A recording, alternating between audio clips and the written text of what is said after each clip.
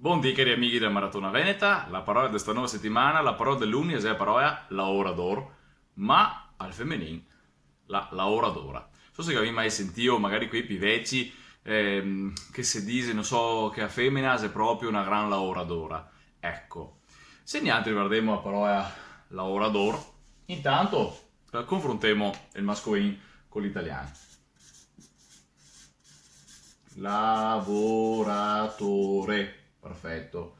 Cosa si cambia in Veneto? Confrontiamo, no? Mettiamo in coeona la tracket. Beh, ovviamente il fatto che in Veneto quell'inizio può essere un fenomeno di vocalizzazione o in questo caso anche di sparizione della L e dunque la scrittura in forcoeala. La V che può sparire in Veneto, la tendenza di sparire era quante volte? Quando è seccata in posizione intervocaica. Bon.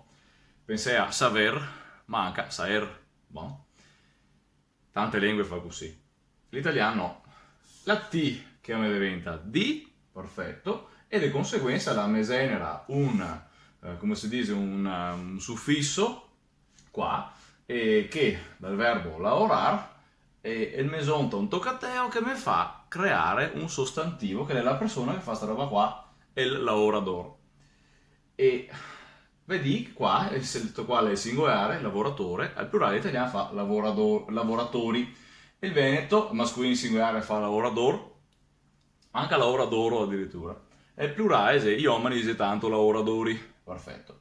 Poi c'è il femminile in Veneto corretto, quello lineare, è lavoradora. E le femmine al plurale sarà lavoratore. E se tanto lavoratore che do sorella, perfetto. Quando si usa invece il femminile per lavoratore in lingua italiana, ecco, è quello che conserva ancora il suffisso latino trix. Dunque, lavoratrice e al plurale sarà le lavoratrici. Boh. Vedi da qua che il mascolino singolare, possiamo dire che dopo parole è praticamente compagne come forma. Invece, già entrando al femminile, vediamo che il Veneto ha un comportamento differente che insomiglia per esempio alle lingue iberiche.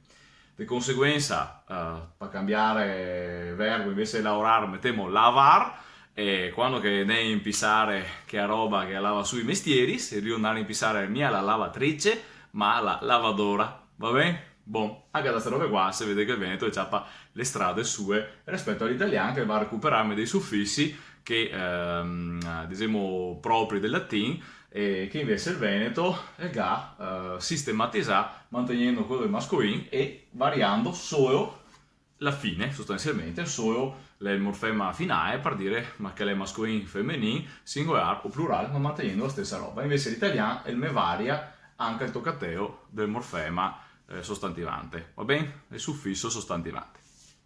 Chiaro? Se non è chiaro scrivetemi sotto che faccio qualche altro esempio, va bene? La nostra settimana è scominciata a Puito e andiamo avanti con la nostra maratona veneta, episodio 61 che abbiamo fatto, domani andiamo avanti, che ne manca 39. Ciao ciao!